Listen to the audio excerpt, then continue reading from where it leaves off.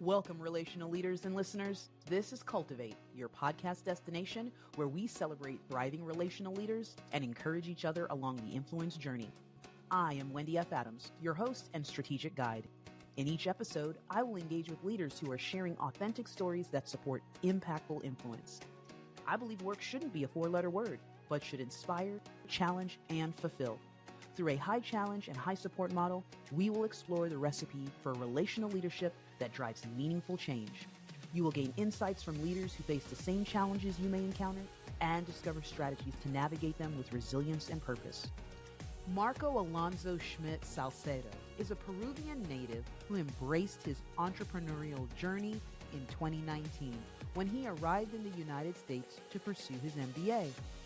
In addition to over 15 years of experience in human resources, primarily working in the for-profit sector, Marco has a strong foundation in software engineering and business administration.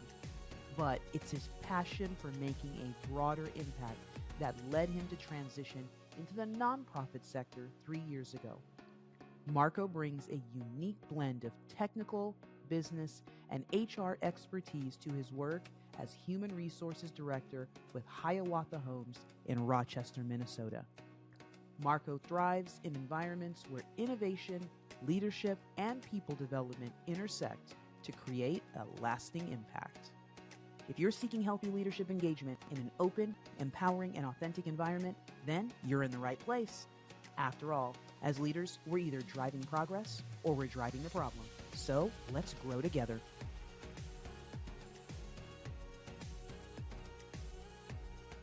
Welcome to a new episode of the Cultivate podcast. I'm your host, Wendy F Adams, founder and CEO of Cultivate for Good. And today I have the pleasure of welcoming another thriving relational leader who is here to share his story of lasting impact. Welcome, Marco Alonso Schmidt-Salcedo. Thank you very much, Wendy, for the introduction. I just want us to jump in today, Marco, and explore some of this conversation that we have had even leading up to this. The core of cultivating good through our relational leadership. Because at the end of the day, work shouldn't be a four-letter word. Yeah. And we have the power to make that change. So let's jump in. We know that as leaders, we're either doing one of two things. We're driving progress or we're the ones who are driving the problem. So let's get some insight into who you are, who you, Marco, are, and the mission that you serve at Hiawatha Homes. What's that mission and how do they work together? Well, talking a little bit about myself, I am from South America. I've been in HR almost 20 years of my life, different industries. And as we talk, I was looking for something else in my career, right? Something to contribute. And I found that on the nonprofit world. Some of my friends can tell me, hey, but nonprofits are not that lucrative. But what we give to the community, to our people, to the people we serve, right? That's what is important for me as a human being, as an HR. And I think here in Hiawatha, my mission aligns with their mission. They have a mission of serving people with disabilities in the community.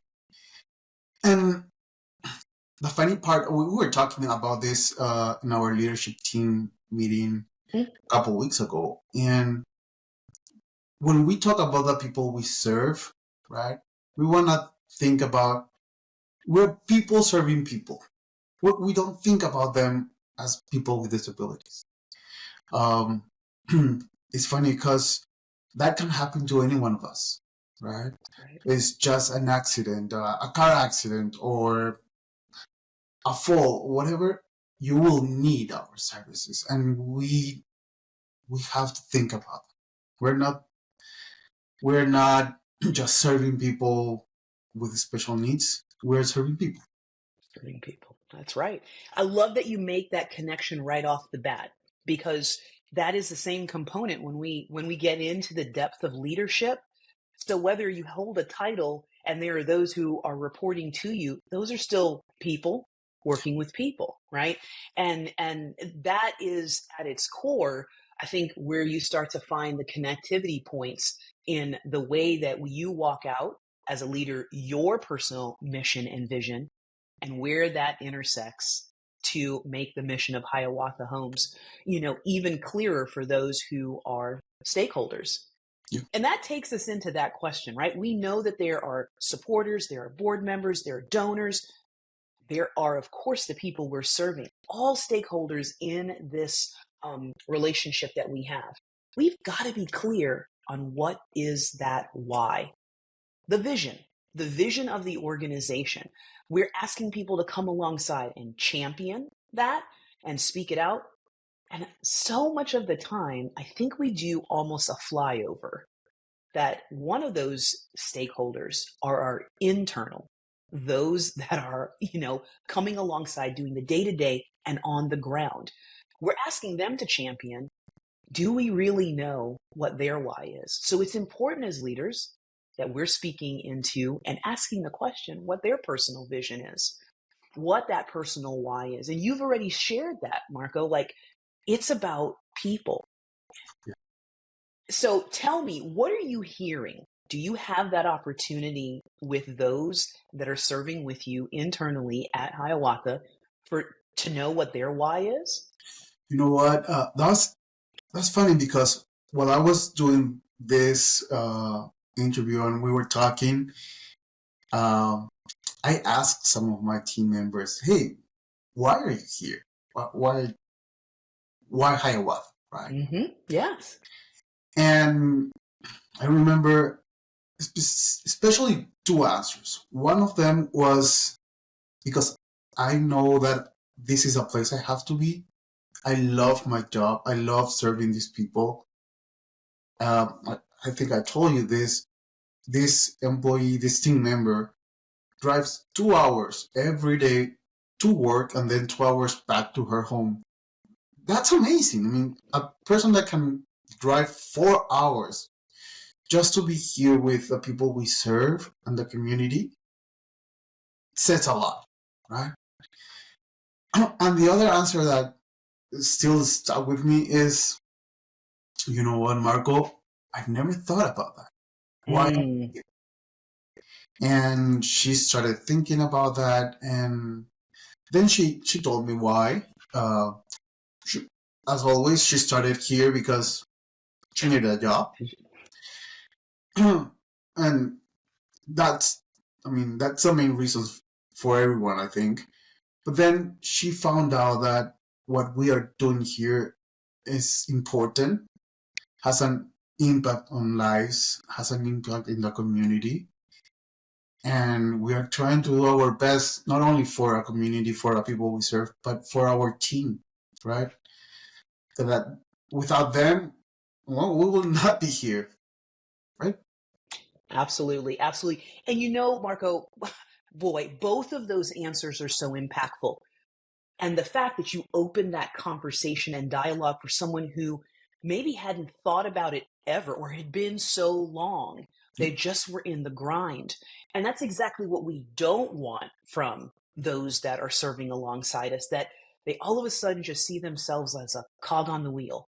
And that's because we have to stay intentional, right? Intentional in our leadership space, but we've got to be healthy to do that because we're already serving in what is major heavy work. And so in that response that you got on both sides, 4 hours round trip. I mean, when you think about an 8-hour work day, that's a half of that time is just to be able to get there and then do the work. That says a lot. And that tells a story of the why of those who are on the ground level and doing that work. So I'm curious, as you are going through in your mind in this position, looking to see how you can advance the mission, what stick out to you as a major celebration? Something that you can say, you know what, we're down in the trenches, but here's something that we are actually able to celebrate. Yes, at Hiawatha, but as you are you're part of a huge sector, right? 1.8 million nonprofits in our country. How many come up and unfortunately don't make it? Where do you see celebration in our sector, and then specifically at Hiawatha? I think, as you said, right, so many nonprofits don't make it for a lot of reasons. We started in 1976, Hiawatha. with It was funded by parents because they wanted something for their children, right? And that says a lot of the community. I mean, right over there, we have to celebrate that, right? Yes. That's an effort from the community, and we're here to celebrate that. We grew to 22 houses in 2016. Unfortunately, because of the pandemic and everything, we had to close 3 houses. But right now we are with 19 houses, and we are recovering one of our programs out of the ashes. And I see the passion that my team there in the respiratory sector and the family services program are putting into this. So we think that probably this year we'll have the full program of the family services in place. And that means a lot. That means a lot. That means people that are living in moms and dad house can get our services, can get our help, right? Not only the people that are living with us, but now we can go to them, right? And serve more people. And when we think about, I mean, that is so much to be celebrated, and we can't let that go by the wayside, right? We can't let the heaviness of the work bury those celebrations, especially when we see what happened during the pandemic and how it affected so many. Yeah. In the area that you directly touch, through Hiawatha Homes. And then as we see how the sector, the nonprofit sector has bared that heavy burden. Which takes me to the other side of that coin. We must celebrate, and we must take a look at those places within our sector that are opportunities for growth. I'm a firm believer, Marco, that it is not a weakness unless we don't address it. And that is what will bury us, right? So where are you seeing in our nonprofit sector, and then specifically those things that you are recognizing there where you are some opportunities that you really would like to see overcome? Oh, I have 2 really in mind right now. One is the shortage of staff. The competition out there with companies that are for profit, it's tremendous. I mean, I have really great team members that right now I cannot pay them more because we depend on state funds, right? And that's the other challenge. As a nonprofit, we don't have income. We depend on grants or state funding, or, for example, we have the Hiawatha Foundation. That is the one that does all the events for us and raises money for us so we can be in the blue, right? But without a foundation and the events that we have, we probably won't survive. And that is tied with my staff, right? I want to give them probably not the same competitive salaries, but yeah, at least tell them, here, I recognize your work, right? I want to give them more benefits or see how we can work together. But the budget is very tight. Yes. And we do need to recognize that obviously compensation, so many of the times we hear that people, ourselves maybe even included, fell into nonprofit. We fell into this work.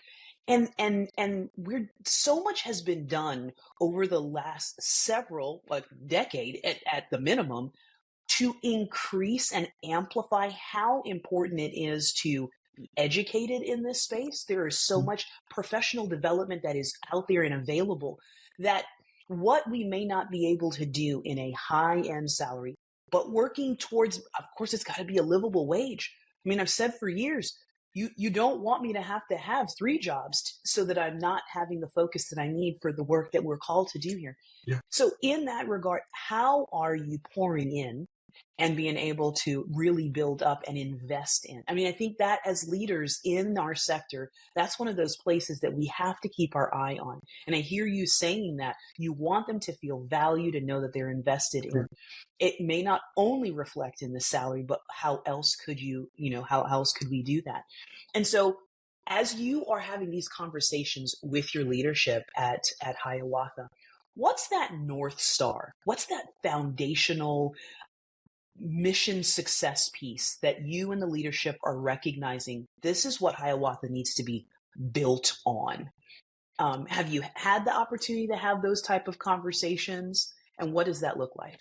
Yeah, we had that conversation yesterday with my leadership, and I think our north is to serve the community, to serve the people we've been serving, and expand our operations to serve more people. We used to serve children also in our respiratory services, and because of problems, we had to shut down that. Yes. But we want to do it. I mean, my CEO has been here for more than 10 years. I think more than 19 years. This is going to be her 20th year. That means a lot. That means that she really cares about the organization. And every time we talk in our one-on-ones, she can transmit that caring for the people we serve, for our team. And that's inspiring. I mean, that's one of the reasons also I'm here. I mean, I talked with one of my house coordinators about this, right? She asked me, hey, I've been having trouble with my team. I don't know what to do. They've been resigning. I asked her, why do you think they resigned? Oh, well, because of the work environment, because of the pay scale, and the benefits, yada, yada, yada. I mean, the normal things, right? And I told her, what would you do? I mean, what did you do to retain those people, right? And she was blank. Because we never trained them on how to do those things, right? Yes. So they basically didn't resign because of the organization or the salary. They resigned because of us. I'm a true believer. You don't resign to the organization. You resign probably because of your leader.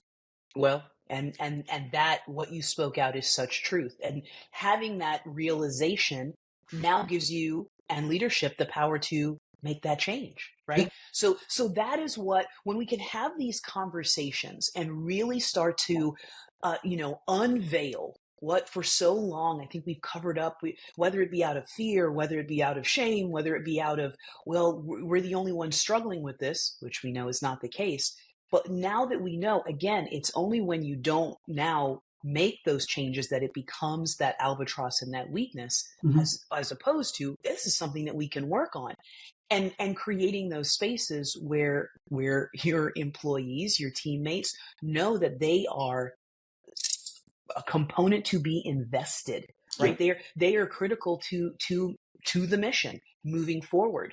And so when you talk about those things, how do we? I mean, she didn't have an answer as a leader. So now coming back and listening to that, how do we motivate our team members? What are some baseline things that you have either seen in other organizations, or you know what, Marco, you're bringing ideas to the table, or having them in your mind. What would that look like to motivate your team to either raise their hand with their own ideas? What would that look like? Well, right now we are working on a communication plan because having 19 houses around Rochester here in Minnesota, the communication is difficult. So I'm trying to be closer to them, going to the houses, being with them, hearing them, right? Because Yes. they want to. Yes. And we are starting a whole redesign of our training program since the onboarding part. We used to have it online, which is good. Don't get me wrong. I like that part, but I noticed that they lack the personal contact. The connectivity. Yes. So if we can get that thing in the moment, that connection, right? The first day that they are here, I think we can get, we can keep growing that connection. But if you put them on a video call or Realize, is the thing that we use for training. Yes. Yes, we can have skill, we can grow skills, but then that personal touch is lost. So we are changing that. I am also starting to develop some training on leadership, communication, coachings here to develop my team. And yeah, I have a lot of plans on, I'm not gonna say budget zero, but the minimum one. I'm doing all the training on in-house. I'm gonna be the one doing the trainings on my team. Uh, because I And want them to know, oh, we invest our time on you because you are important for us. Right? It's not that I'm absolutely. hiring someone else because yeah, I have to. No, I am doing it because I want you to know that you are important to me. So I want to do it. And what I'm hearing with this, and this is an encouragement in the places that we know are a challenge, is that if you're moving forward in those places, Marco, then what I'm hearing is you have leadership that is saying, we know this is challenging, and hopefully that means they're coming alongside you, because there's only so many hours in the day, and you've got the components of your job and human resources to do, which this falls under. But when you start taking in all of that training, you are going to be able to pour out Yeah, only what you have, and keep, making sure that that's a healthy rhythm is going to be something that's critical and important, and that your leadership that you're reporting to has to recognize that their component in that, their part to play in that. This is not about silos. This is not about the team over here and the team. It's, we have our different functions all for, again, where we started this conversation. I love how you said it: people serving people, yeah, right? And that is from that internal to the external piece of it, and how important that is. It's been really inspiring to be able to hear your passion come across the screen. And I do hope that one of those places that you can see moving forward is having more of this with your internal team, that they can hear your heart and that they have the opportunity to hear each other. So I would encourage that, because that makes, when you can hear someone else and go, oh man, I didn't know that anyone else thought that way or felt that way. You take for granted that we're coming in and doing the heavy, hard lift. They need to be able to hear those encouraging words from one another. yeah. And I think, I mean, I heard when you said that I have to share the responsibility, right? And I know that. But I think this is like a disease, right? If Mm. you sneeze here, you probably will get sick, everyone. So if I start with this, showing my leaders that, yeah, it can be done, they will get sick and we will make it.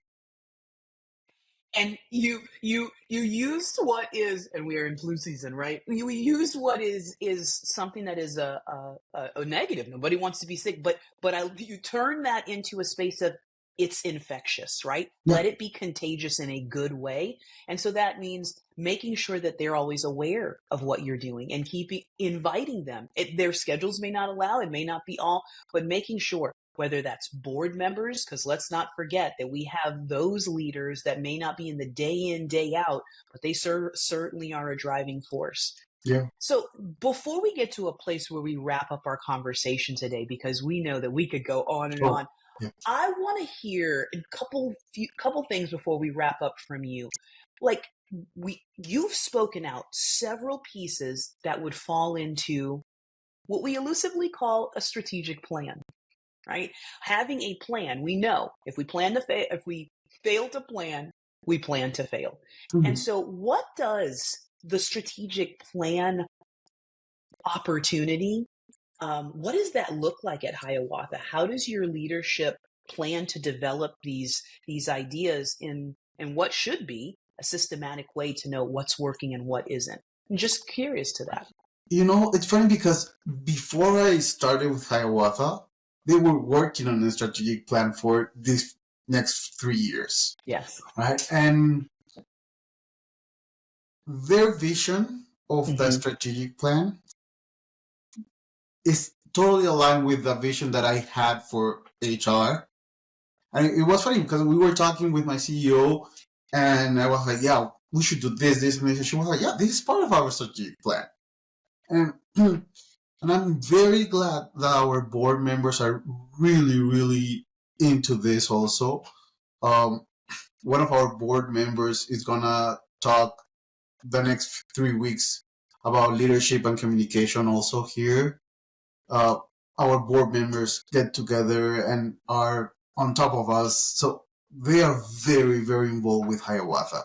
So that's really important to see that board is also here with us. That's a huge component, and really sometimes what gets lost and missed because they're not in the day-to-day. So to have an engaged board is huge, and to make sure that they stay engaged and they're hearing the voices of those who are on the front line, that's what helps to tell the story. Mm-hmm. So that encourages, and what a way for us to come to put a bow on our conversation with something really encouraging to say, you are in alignment.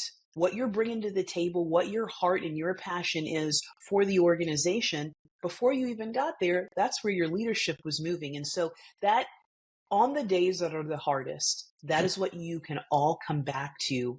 There's your foundation. There's your why. Marco, before we wrap up, I want you to be able to share with our viewers and those who are going to engage with our conversation, if there was one message that you wanted to get out to someone who this is the first time they're hearing about Hiawatha Homes, what would that be? And how they can continue on if there's support that they want to give or to learn more, what would that look like? Well, just remember this. We are an organization of people serving people, right? We want to serve our community. We're going to make their living in the community as easy as possible, right? They are part of the community. They are part of our society. For so long, people with disabilities have been relegated to a side. We want them to know that they are not second-class people. Yeah. They're people. So right. We treat them like that, with respect. And I mean, it's great to see them every single day, working with them, being with them. So, I mean, if you can volunteer with us, if you can come to our events, or you can just go and visit them, that's great. That would be great. Fantastic. Well, what's the best way for someone to connect with Hiawatha Homes? If they want to learn more, give us that information on how is the best way to do that. Well, we have our webpage, hiawathahomes.org, or you can send us an email and we will respond. Well, thank you so much, Marco, for sharing what is an inspirational story that is continuing to be written. You provided a great behind-the-scenes look into Hiawatha Homes, and you added your unique ingredients to what I like to call the recipe for relational leadership, because we all bring our unique in that space. So I thank you so much for what you offered today, and look forward to where we can have additional conversation as we continue to grow together. Thank you very much, Wendy. Looking Thank forward you. for our next meeting. Absolutely. Before we sign off today, I want to send out huge appreciation to our listeners for tuning in. I hope you felt seen, heard, and inspired to level up your own leadership journey. Don't forget to like and subscribe so you don't miss future episodes. And if you're ready to level up your leadership, asking for a friend, or interested in being a guest on the show, connect with me at cultivateforgood.com. That's cultivateforgood.com. Remember, as leaders, we're either driving progress or we're driving the problem. So let's grow together.